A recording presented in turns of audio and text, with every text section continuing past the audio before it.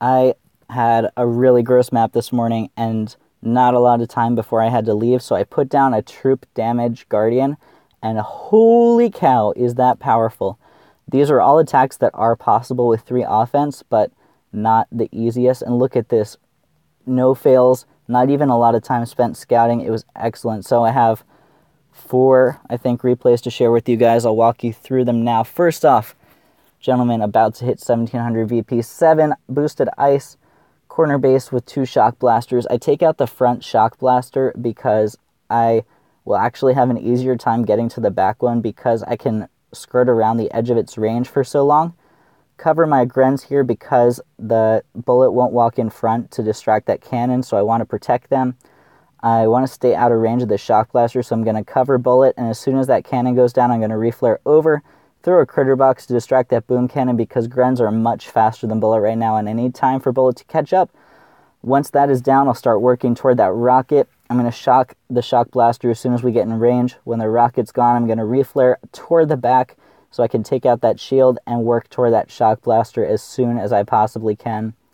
He did me a favor and put the shock launcher and shock blaster in 1 shock range, which helps me out because now bullet won't accidentally get shocked and get stuck with the Grens. The Grens won't accidentally get stuck and slow me down a lot. I can clear that. I was very low on GBE here. I decided to use an energy drink instead of 1 more shock on the shock launcher and boom cannon because I don't actually need to take out these 2. I just need to finish the HQ before they destroy all of my troops. And you can see the boom cannon picks off a lot of Grens. The shock launcher shocks a lot of things. But I still had such a critical mass of troops that I was able to get that HQ down before they were all gone. Really fun attack. Grens are super, super, super strong right now. So it was great time. Oh, there we go. Cool. Moving on to the next base. This is a meta layout very similar to the one I'm using. I only lost 2 Grens here, which is crazy. And that's because he helped me out by putting defenses right up front and mines behind. And that means that Grens can clear the mines and I don't have to deal with them at all. Normally with this layout, you'll see people put their front buildings further back and their mines all up front, and that's to make the Grens have to walk through them or to spend critters to clear them or something like that. So a couple Grens peeled off and hit these cannons, which helped me out so much because that means only 1 walked into range of them, and I didn't have to deal with them later because the Grens all took care of them. They also took out this boom cannon before the rocket went down, which I was really worried about. That helped me out a ton because I didn't have to deal with that later, and that's in an awkward place. Once the flamethrowers are down, I am going to reflare right. The shock launchers actually helped me out by freezing bullet there because he didn't walk in range of that shock blaster. Critter box to distract that mortar, and once I get close, I'm going to shock that boom cannon and shock launcher, clear those things. Bullet stays just out of range of that shock blaster. That helped me out so much. Once those are down, reflare over right. I'm trying to stay out of that shock blaster range as long as I possibly can, farm all this free GBE, clear that rocket, go way up top, and I'm going to go clear that shield. Once I get to the shield, that's when bullet will be in range. I'll have to start racing, shock that shock blaster, try to take it down, try to take down the shield and get to that shock blaster. And I had such a critical mass since I'd only lost 2 Grens that it was really easy to get that shield down on time and get to that shock blaster.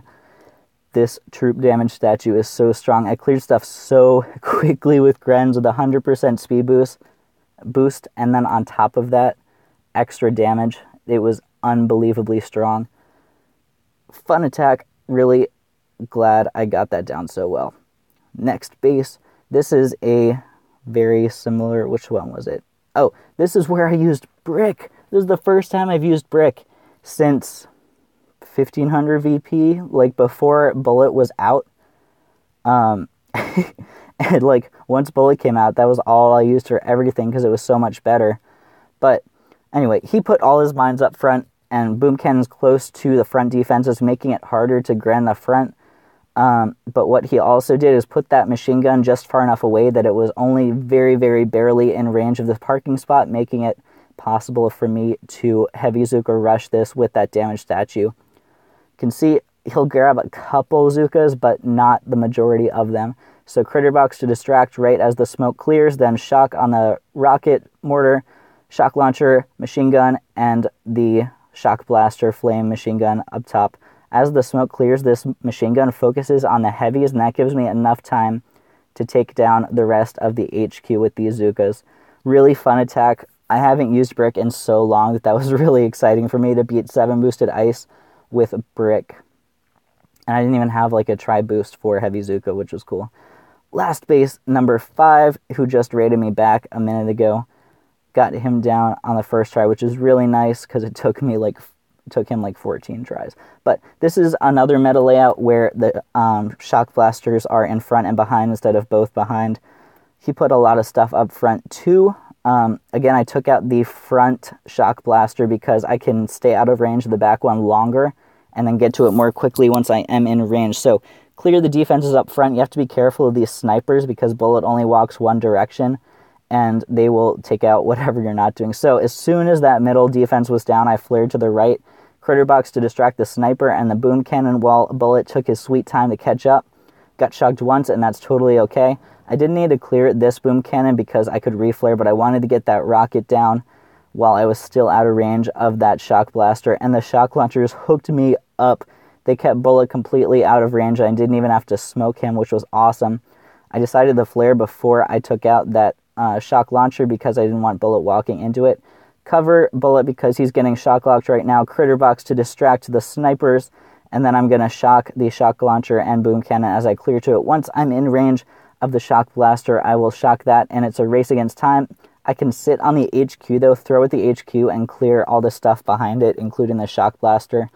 On an earlier base that was very, very similar to this, I could take out the shock launcher and boom cannon also, because my troops spread wider, but they didn't this time. So once the far boom cannon and shock blaster were down, I decided to reflare. Bullet got kind of stuck, and that was okay with me. I was completely out of GBE though, and you see the boom cannon picked off quite a few grens, got me kind of low on troops because I didn't have the GBE to shock it. Finally got that off. Because I was low, I decided to flare right up against that shield because grens are more accurate the closer they are. Once that's down, I had to flare further away from the HQ so that they could take out that shock launcher.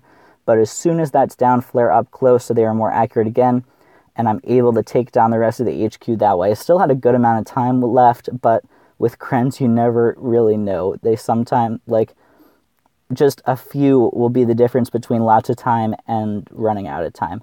So, hope you guys enjoyed these replays. I hope you are enjoying this try boost and clearing your map. It's a lot of fun for me still right now because layouts are changing so much, and it's really fun trying to dissect each new one and figure out how they work. Until next time, my name's Ryan. This is the PSC Life, and happy booming.